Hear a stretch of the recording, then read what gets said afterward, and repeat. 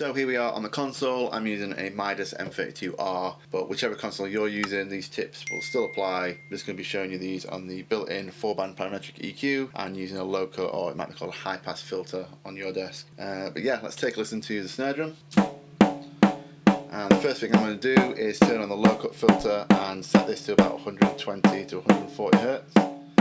Just going to clear out some of that low end in the snare drum mic that we don't need. There's no tone to the snare drum down there.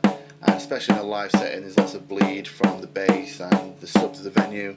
So let's clean it out on this channel to leave room for our kick drum and our bass guitar. And make sure we've not got like a muddy low end. So clear it out and then move over to the EQ section. And depending on what desk you're using, make sure you turn the EQ on. And then I'm going to firstly address this like boxy ringing tone. So somewhere in the low mids, and usually find between 300 Hertz and about 1K. So I'm just going to do a small boost and sweep around until I find the most offending frequency. It's quite ringy around there, so I'm just going to pull that down, maybe about minus 10 dB. And just make the cue a little bit wider, just make it a bit more natural sounding. And already it's sounding a lot more tight, so if we turn the EQ off, and then back on, you can hear it's already starting to tighten up and take shape.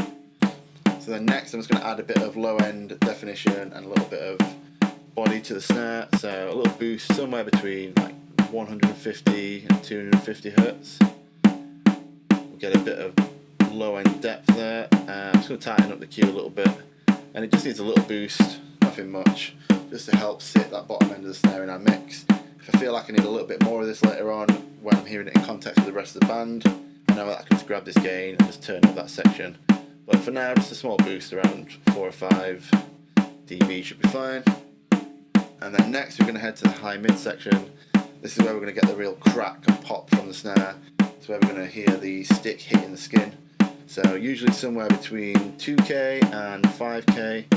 So again, just a small boost and then just sweep across until you find the most pleasing sound, I guess.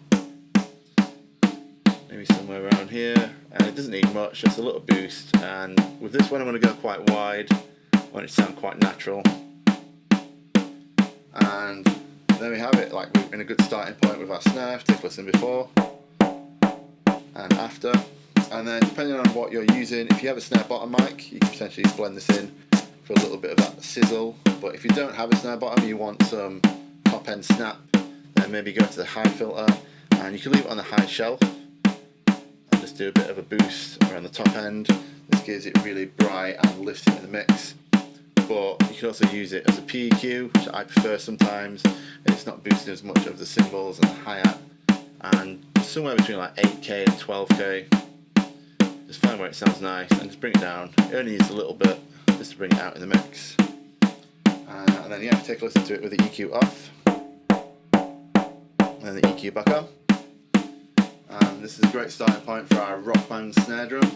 So we combine this with a gate, compression, and a little bit of reverb. In a great position to start mixing our band and adjust from these settings in context with the rest of the band playing.